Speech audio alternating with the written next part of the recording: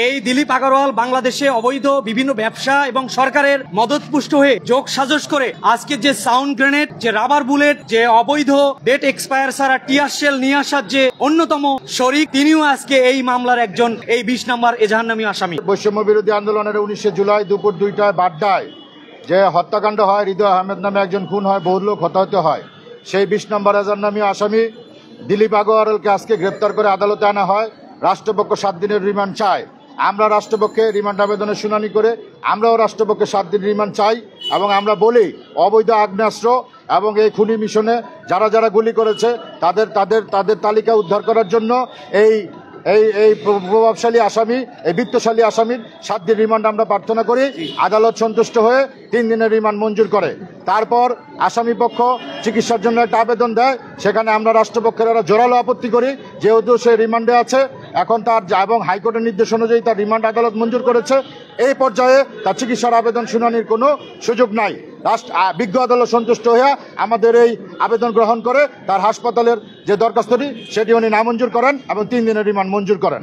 আজকের এই মামলার আসামি দিলীপ আগরওয়াল, যিনি এই বাড্ডার ঘটনায় ব্র্যাক বিশ্ববিদ্যালয়ের সামনে একেবারে সশরীরে জড়িত, এটি সুস্পষ্ট। সেটি আজকে রিমান্ড ফরওয়ার্ডিং, যেটিতে 7 দিনের রিমান্ড চাওয়া হয়েছে, বিজ্ঞ আদালত সন্তুষ্ট হয়ে এই আসামির বিরুদ্ধে 3 দিনের রিমান্ড মঞ্জুর করেছেন।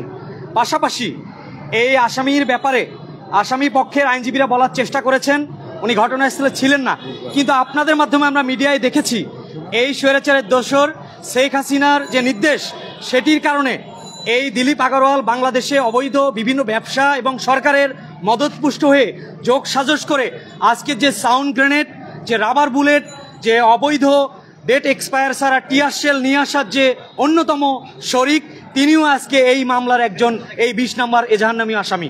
আমরা আদালতকে বলার চেষ্টা করেছি, বিজ্ঞ আদালতে উপস্থাপন করেছি, যেহেতু শত শত হাজার হাজার গ্রেনেড ছোড়া হয়েছে, অসংখ্য মানুষের বুকে গুলি ছোড়া হয়েছে, টিয়ার শেলে অনেক মানুষ নিহত হয়েছে, গুলিতে নিহত হয়েছে, এই গুলিগুলো কিভাবে আসছে, উনি কিভাবে রাষ্ট্রীয় দোসরদের পৃষ্ঠপোষকতায় এই ধরনের ভূমিকা রেখেছেন, এর জন্য ওনার এই রিমান্ডটা এই সময় অত্যন্ত জরুরি। যার জন্যই বিজ্ঞ আদালত, রাষ্ট্রপক্ষে আমরা যারা আইনজীবীরা সহযোগিতা করেছি তাদের বক্তব্য শুনে, প্রসিকিউশনের বক্তব্য শুনে বিজ্ঞ আদালত সন্তুষ্ট হয়ে আজকে 3 দিনের রিমান্ড মঞ্জুর করেছেন।